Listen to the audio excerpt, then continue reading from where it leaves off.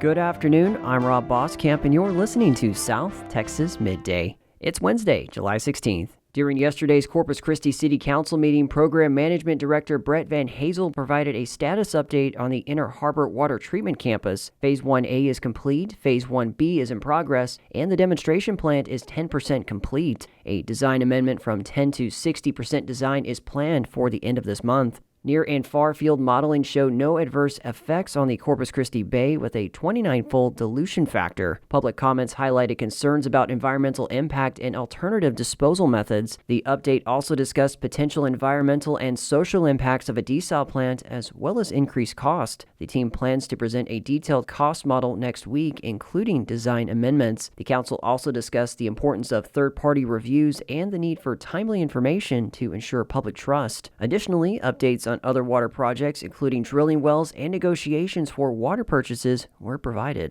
City Council members also expressed concern yesterday over a proposal to create a new tax increment reinvestment zone in the London area. The proposed TIRZ 7 would cover an area largely outside current city limits, prompting additional questions about need for annexation and long-term cost. The city currently has several active TIRZ zones which are used to fund infrastructure and development in targeted areas by reinvesting property tax revenue increases generated within the district. Council members have called for more oversight and consistency before approving additional zones. No action was taken Tuesday, and the proposal remains under review. The Port of Corpus Christi Authority approved a 31-acre lease agreement yesterday with the Nueces River Authority to build a desalination plant capable of producing up to 100 million gallons of water daily on Harbor Island. The Port Commission voted unanimously during Tuesday's meeting to lease the site to the NRA, which will design, finance, and operate the facility. The desal plant will draw seawater from the Gulf through an intake structure located 1.3 miles southeast of San Jose Island. Treated wastewater will be discharged through a 50-port diffuser system less than 2 miles offshore.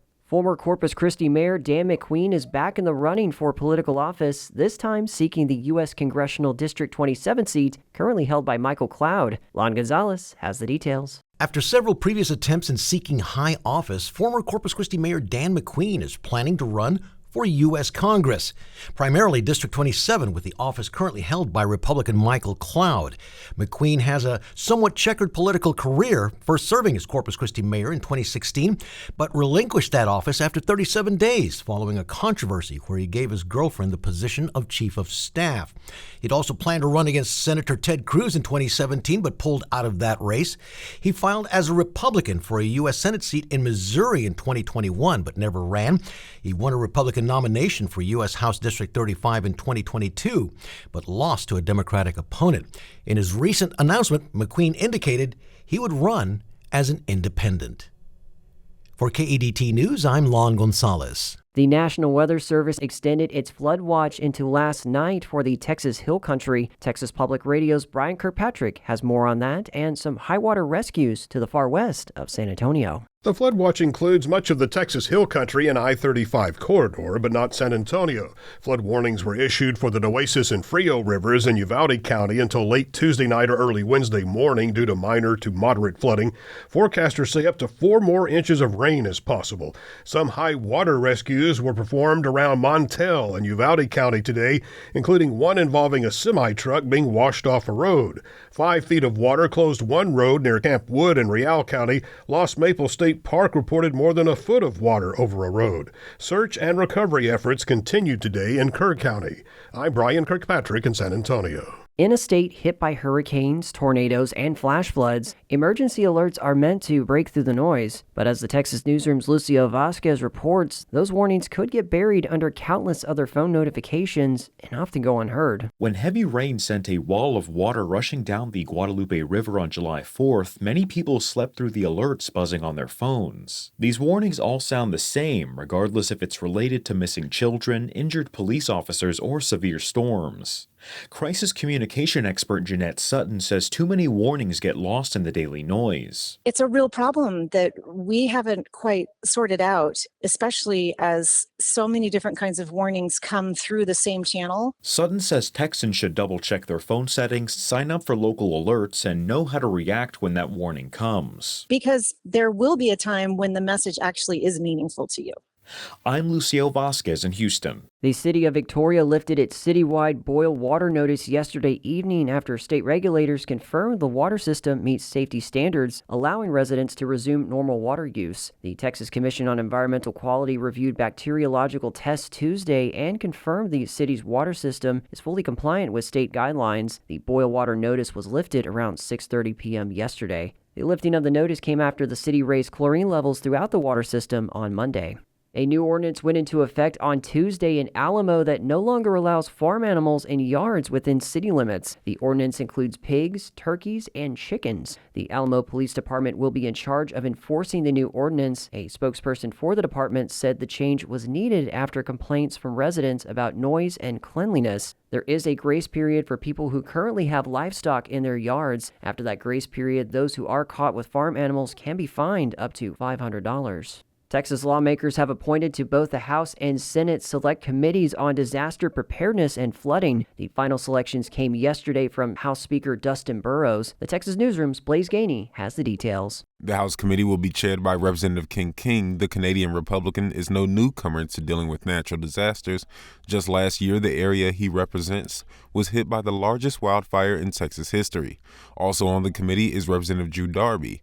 In the days immediately after the Hill Country flooding, the San Angelo Republican urged Governor Greg Abbott to add legislation to the special session agenda that would help communities bolster their emergency communication systems.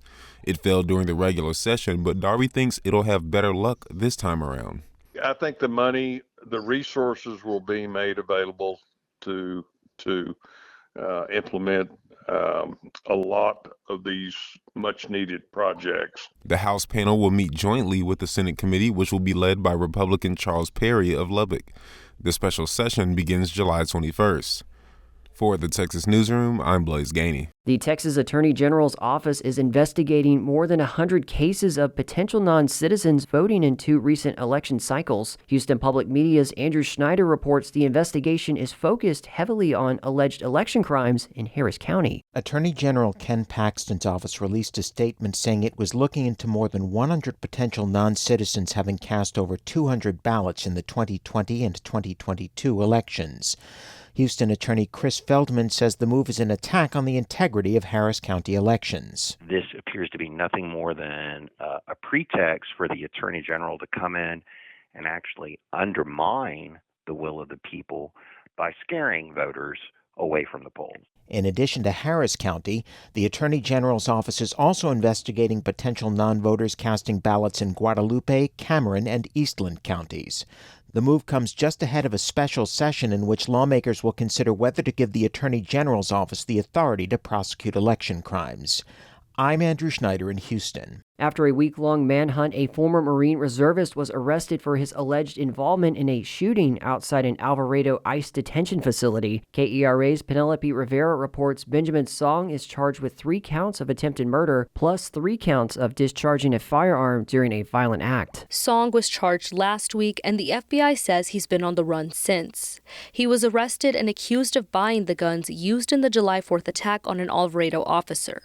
11 other people were arrested last week, and 2 others were arrested Monday after the FBI says they helped Song plan the alleged shooting and helped him flee the area to evade arrest. The FBI says the unidentified officer was shot in the neck but has since recovered.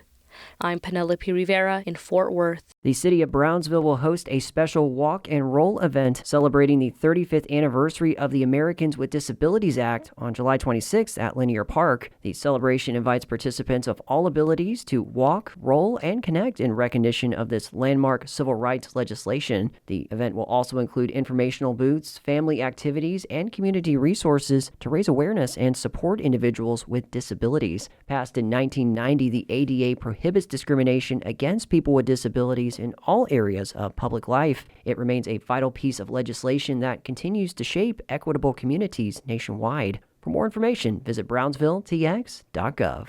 The Edinburg Police Department is gearing up for their National Night Out next month. The event will have a free carnival, live music, a car show, and a backpack and school supply giveaway. National Night Out is scheduled for August 5th at 6 p.m. at Promenade Park Amphitheater, located at 201 West McIntyre Street. Country singer Pat Green recently lost some of his family to the Texas Hill Country floods. KERA's Becca Moore reports he's putting on a benefit concert tonight to support relief efforts. The July 4th floods claimed the lives of Green's younger brother, sister-in-law, and their 2 children who were camping along the Guadalupe River.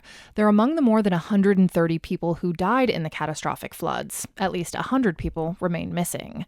Green's bringing together artists like Miranda Lambert, Dierks Bentley, John Party, and more for a free benefit concert. Musicians will perform at Globe Life Field in Arlington, but without a live audience. Instead, the show will be live streamed on YouTube, and all the proceeds will go to organizations directly benefiting the families affected by the disaster.